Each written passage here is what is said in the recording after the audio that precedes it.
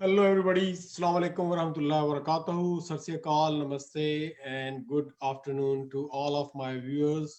This is Mansoor Mirza, your local real estate broker.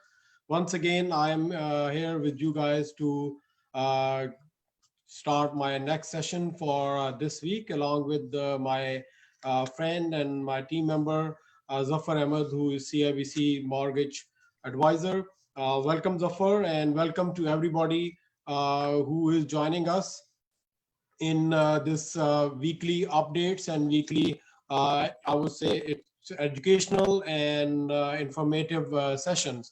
So as we promised last week, that this week we will be discussing and revising, because last year a lot of questions were coming again, that people were having some difficulties in understanding what GDS and TDS ratios are.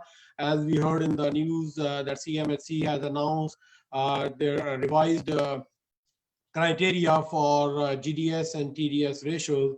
So a lot of people don't even understand, don't even know these terminologies. And as you know, myself and my friends involved in this industry, I feel and I believe that this is our social duty as well to educate our clients, our viewers, our current clients, our future potential clients, what these ratios are and how these ratios work. So today we are going to revise once again these GDS and TDS ratios. First of all, I would like to bring Zafar Ahmed with me and say hello, Zafar. Assalamu alaikum. How are you? Awesome. How you guys doing? Hope everyone having a beautiful Sunday afternoon as usual. It's a beautiful sunny day today, and day like this when we won't take much of their times. It's only half an hour, like you said. GDS TDS session is very important, and we have given heads up to our viewers, and hopefully it's a great learning session for everyone. And let's go from there. Let's start. Great. So I'll share my screen so that it will be much easier for the viewers to see uh, what I'm talking about.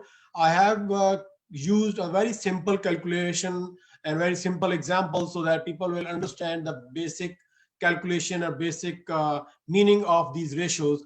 And then I'll explain you with an example that these are the ratios. According to these ratios, if your income is this much, this is how much you are qualified, or this is how much you can afford as per as the lender's view is, or lender's I would say the calculations are. And that's how they will find out, okay, this is your ability to afford, and this is you are trying to buy. Can these two things match with each other or not? If they don't match, obviously lenders have an issue approving you. And let's go and go to the details. I'll once again share my screen and go from there.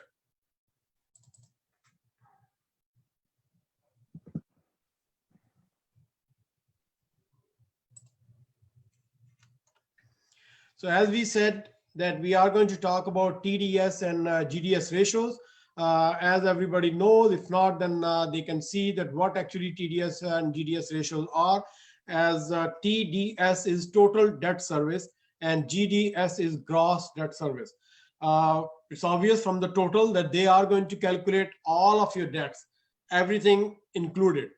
Gross, they are just going to take away your other obligations. They will just talk about your qualification for the mortgage and the property tax only. So this is why you can see that there's just a difference between their terminology. Obviously, there is a lot of difference in between how they calculate. So let me just explain you what, as I mentioned, it's very important to know and understand the qualification process. Some banks or lenders use TDS, which is total debt service. Some lenders use GDS, which is gross debt service ratio, to qualify the borrower or the applicants. I have taken the first example for GDS, which is gross debt ratios. Let's say the mortgage lender, which is using GDS ratio 30%. The reason I use 30%, people might come back and say, wow, the new rules are saying 33. Because if I use those 33, 32, 35, it would be very challenging for everybody to understand the mathematical number. So I'm using, just to teach you, just to educate people, using a very round number. So let's say the GDS used is 30%. of your gross income. Now, let's assume you are making $100,000 a year. So this is how the bank is going to find out or calculate your application.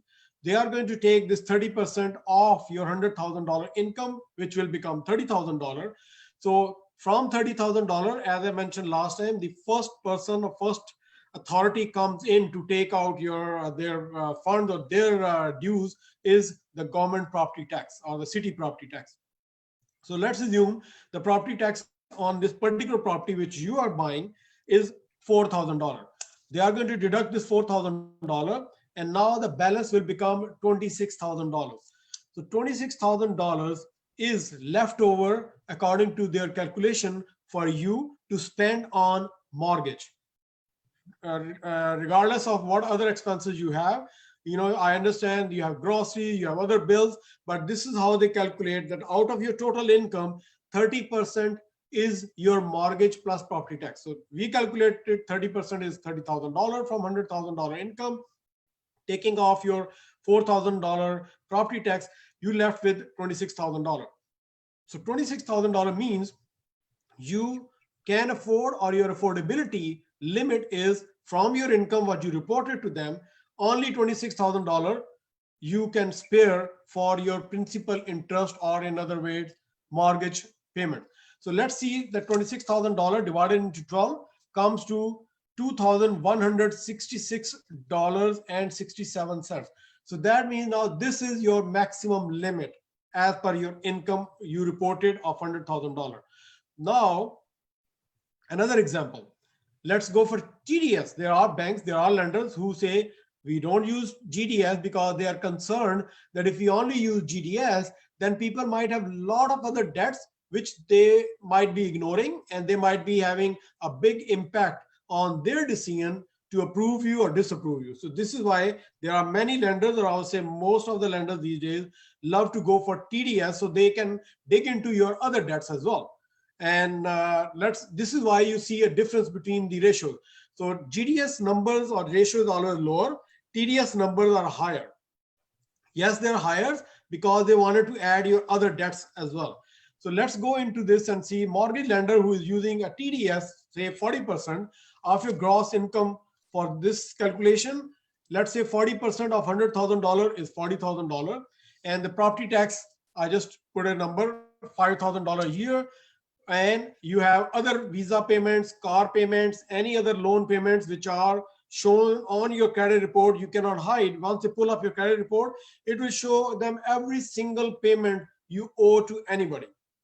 So they're going to find out what is the monthly payment because it shows on your credit report. They are going to take those monthly payments from that, and this is how they will find out what yearly payments you have to pay.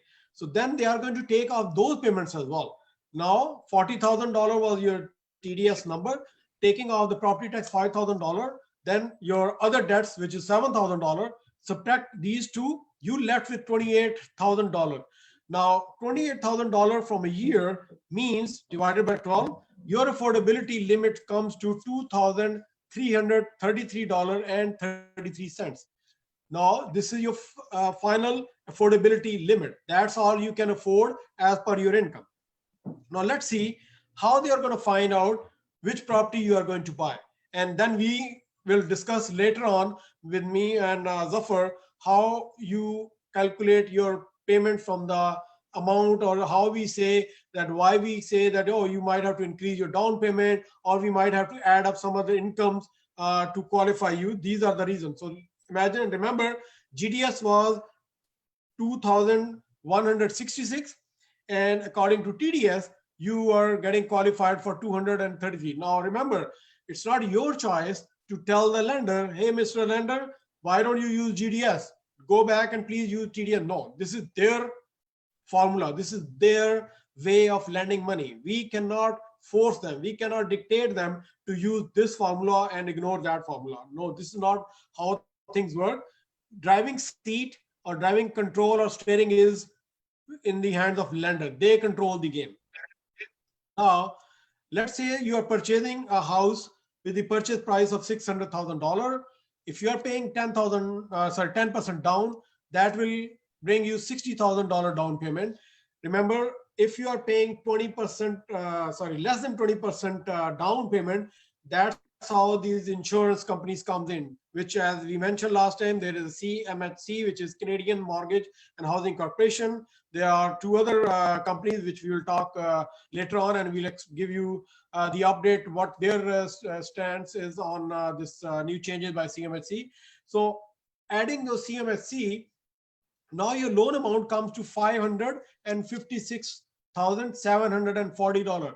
I've seen so many clients and family members or friends who discuss their mortgage needs with me, and they sometimes come back to me in my last 15 years of business, that they say, oh, I have purchased a property of 600, I am paying $60,000, my loan should be 540. Why this is 556? This is why this is 556, because the lender is actually giving you a favor. They are giving you this even insurance money from their pocket and putting into your loan. They are not asking you to pay, because if you have to pay this 16 as well, your down payment should be now $76,000. So it's a great way of lending you money, that insurance money, yes, you are paying end of the day, but initially lender add from their side and add into your actual loan. So your loan comes to 556,740.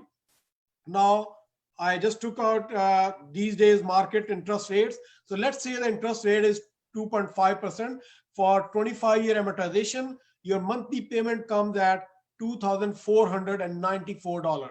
So keep these numbers somewhere written in your notes and say, look at this. Your mortgage payment required is $24.94. But when we look at the previous GDS, you can only afford $2,333 by TDS. Even GDS is even low, which is $2,166.67. So when lenders system, or even their underwriters or their mortgage experts see these numbers, they obviously come back and say, sorry, we cannot approve you, because the property you are buying, the monthly payment on this property is way higher than your affordability limits. Now I'll go back and discuss with Zafar. Before I go there, I will also like to explain and remind everybody that I always tell everyone, please make a habit every year, once a year at least, go back to this website, which is www.equifax.ca, and pull up your own credit report, full credit report. I know a lot of time I hear from people, I have a $9 package from the bank, I have $5 package monthly from this bank. Yes, they might be good. They are giving you alerts if something happen onto your credit, but this report gives you a complete X-ray of your credit rating from day one you are in Canadian credit history. Make a habit of getting this report once a year, review them, and then match with their previous reports and see if something you see which you don't even recognize. Always there's a number, call them and find out who are they, why they were pulling and getting into your report. You can easily get 4 to 5 reports a year without getting any issue on your credit rating. It will not affect your credit rating or credit score. But if I or any third party go into your credit report, these company name will be showing on your credit, and end of the day affecting your credit score as well. So I strongly recommend you get your own credit reports. Don't let third parties to get into your credit report unless you are done, you are ready to buy, your deal is done, your application is being submitted. That's the only time. You don't have a choice. They have to get into your credit report. So Zafar, let's come back and I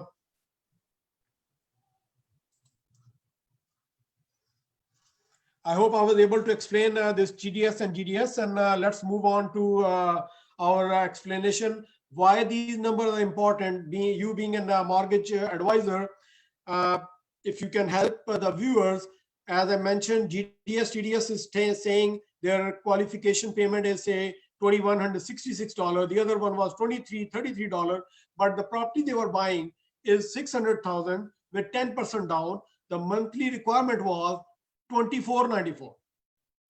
So it was a great presentation. There's a few things I want to mention to our clients, especially self-employed. A lot of time, you know, when we hear from self-employed that, okay, so what was your earning last year? they come and they say, okay, we made $200,000 or $100,000, and then when we look at their note of assessment, it comes out to be like $60,000 or $50,000, and then it's it's a big number difference from what they reported to us and what it actually is. So line 150, when we a lot of time ask our clients, okay, what you made last year for self-employed, line 150 is the number that we're looking for, because that's after all your deductions. Your expenses are out. So line 150 is the number that we ask for, and it should be on your note of assessment as well. So that's a number that we take when we calculate our GDS and TDS. And the biggest challenge we see these days is car payments. They're making, yes, $200,000, but their car payments are like $800-900 a month. And a lot of people, like you said, when we look at TDS, their GDS might be okay, but TDS doesn't balance that number, because you're taking a big lump sum out of your income and paying towards your car payment. So just a heads up on car payments. When you guys, I know a lot of people like purchasing a brand new car, with a lot of facilities, but shop around. Some people get caught up with it's a nice car, but the payments are close to 8, 9, even thousand. I've seen $1,100 a car payment for a client. So that when it comes down to TDS, we calculate that as well. It affects your lifestyle. The reason we have this system to balance your personal life, we don't want to overburden you or get you in stress. It's a formula to help you, live your life as normal as you can. Just balance it out before and after. If you're renting a property, you're paying $2,200 a month a rent. So you're looking to purchase a home. The formula is there to help you maintain that lifestyle. It's not for us to, put a burden or pressure on you, or we don't want you to purchase a home. Banks are there, all these financial institutions are there. We're here to loan you the money, but we want to make sure that you're in good shape, and it's a long-term relationship instead of 4, 5, 6 months or a year relationship. So when it comes down to GDS and TDS, let's keep it clear that it's not for you to, for us to give you pressure, put you under stress, or we don't want to give you the loan. So that's my 2 cents on that. Yeah, excellent point that a lot of people don't understand. And again, by me giving these feedbacks, by me bringing these points up, without picking on any particular scenarios, I have seen so many times people, without even discussing, without even consulting, they just jump in because somebody come and said, hey, don't worry about it, I'll get you the mortgage. I've seen people almost crying by getting into the issues because they were not qualified buyers, and people were just misguiding them and asking them, hey, you know what, come with me and I'll get you a mortgage, don't worry about it. And then end of the day, those are the individuals who get stuck with the private lending. Those are the individuals who get stuck with the higher interest rates. And remember, one more thing I can tell you from my experience, I have rarely seen people detailed discussing and reading their clauses, reading the mortgage term. They are just happy and say, wow, we got the mortgage, we got the house, but you don't even know that what is written into your mortgage commitments, what is written into your mortgage terms.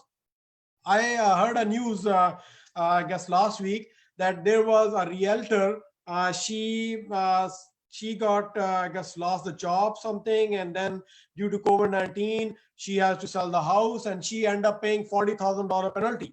The first thing when I read this story, I said, okay, did this person read or understand when this person was buying the property? Yes, you got a property, but you don't even know what terms are written into your agreement.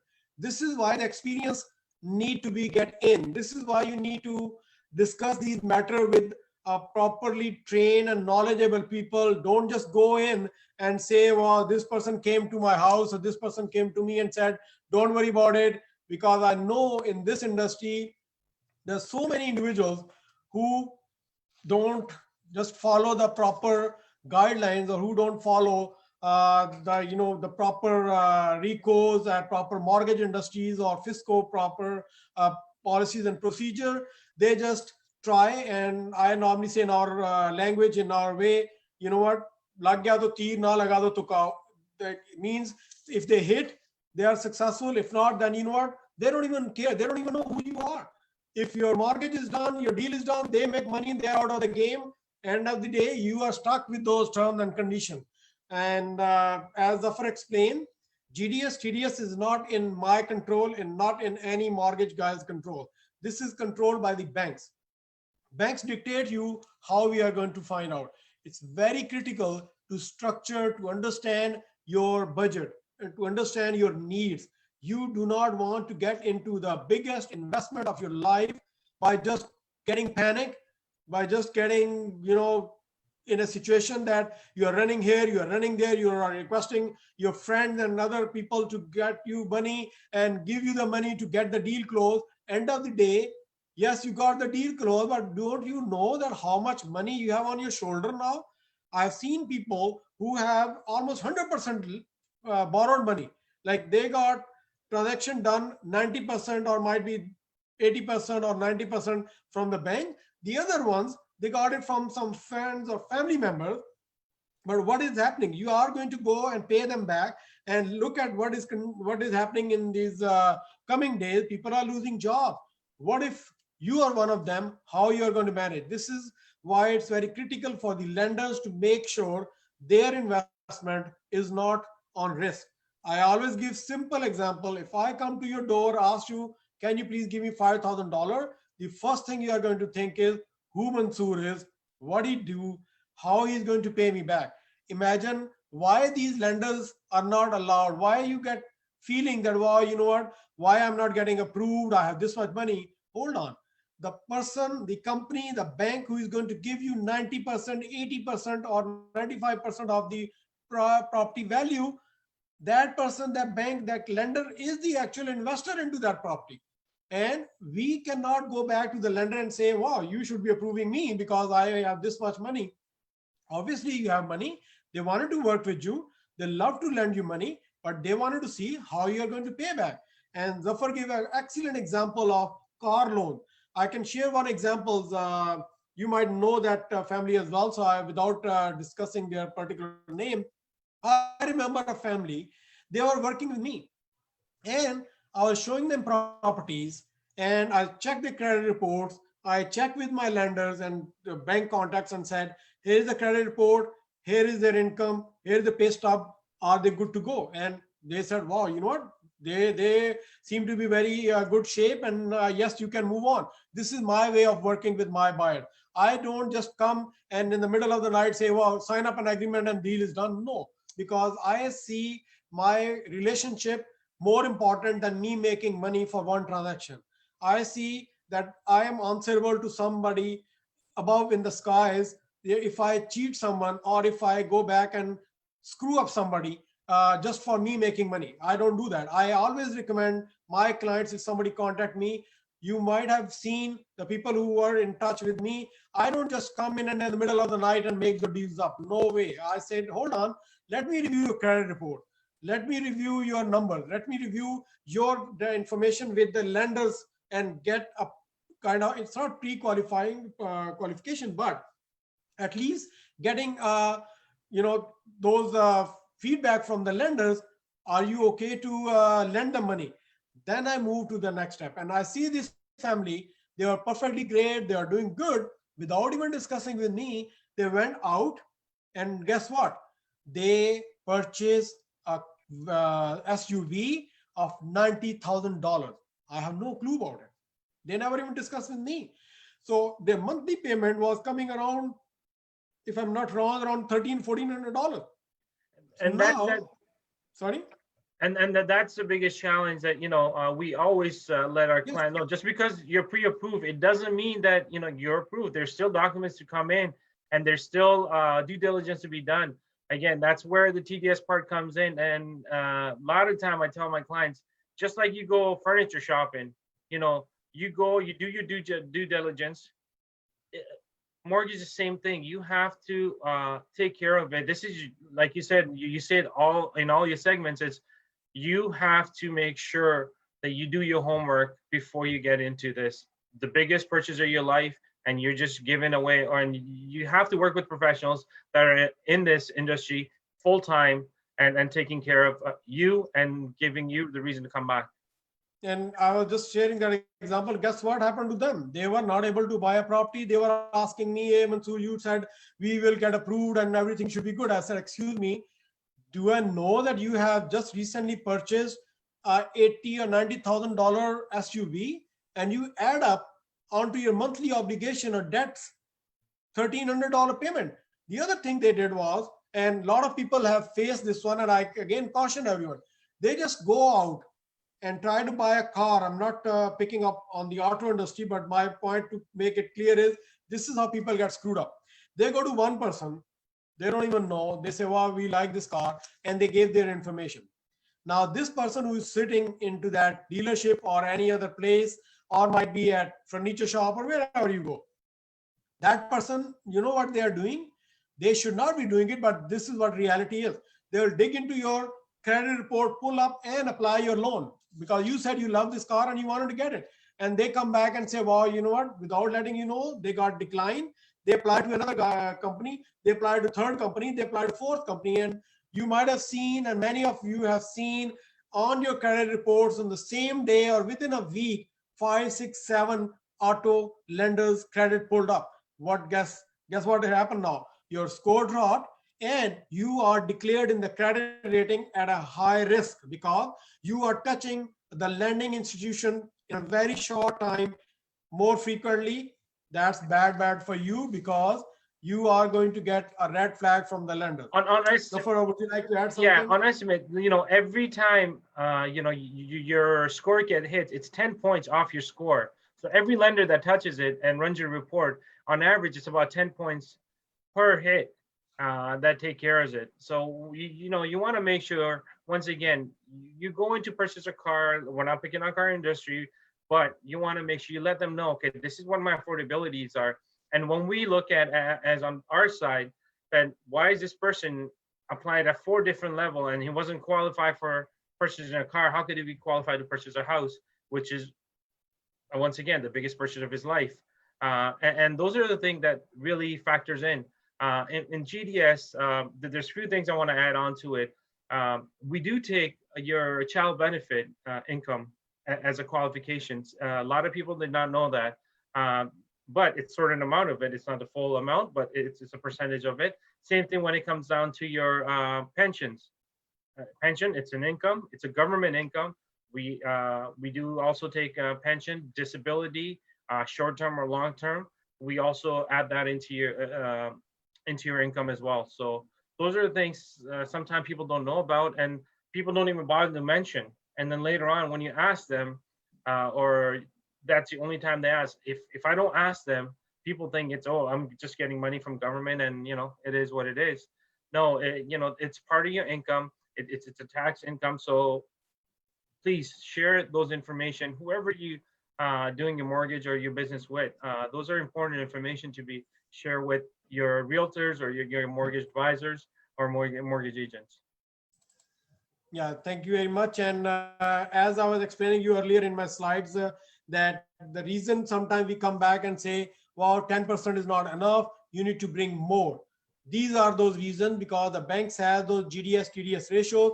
And as I explained you, in this particular, my example, I discussed here on my previous presentations, that if your GDS is saying 2100 something your qualification is, or your affordability level is, and TDS is saying your affordability level is 33, but the house you are purchasing for 600, as per today's interest rate with 25-year amortization, that payment comes to 2494. So there's only one way. You have income, which is income. There's no change in the income. The only thing we cannot change is we need to improve your down payment, or we need to go and find out another property which is less than 600, so that your monthly payment will come under those GDS TDS ratio number. Or you need to come back and say, all right, let's add 5% more so that your loan amount is decreased and your monthly payment is coming within your affordability level. These are those reasons when the lenders come back, or me, or Zafar, or any other mortgage person you are dealing with, they come back and say, no, you need more money, you need more down payment.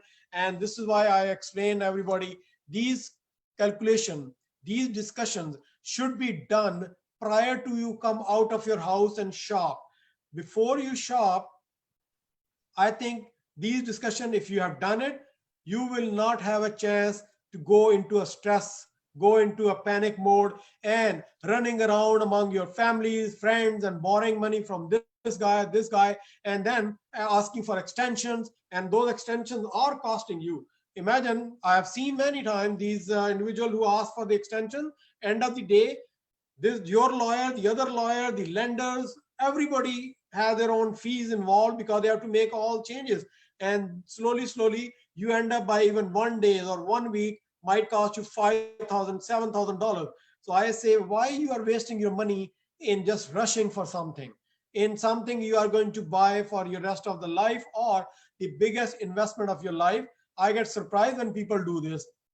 I got very much, feeling strange why people do this when they're buying this big investment. They are buying a computer, they will search 10 different websites. If they are buying a cell phone, they're going to compare different companies. I have no clue why there is a race that, you know what, okay, this guy bought a house, I should buying a house. Hold on, discuss, and buy on the right time.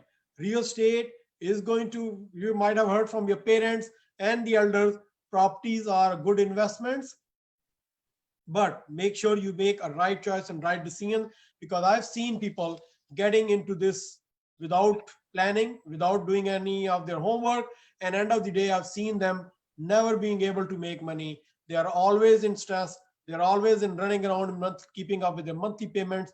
So don't do that once you are getting into this. Would you like to add the further? By the time I think we have a lot of family friends or people are watching, I like to say thank you to Sarah Chaudhary ji, Victor, Sebastian. We have Kanta Chaudhary watching. Thank you very much.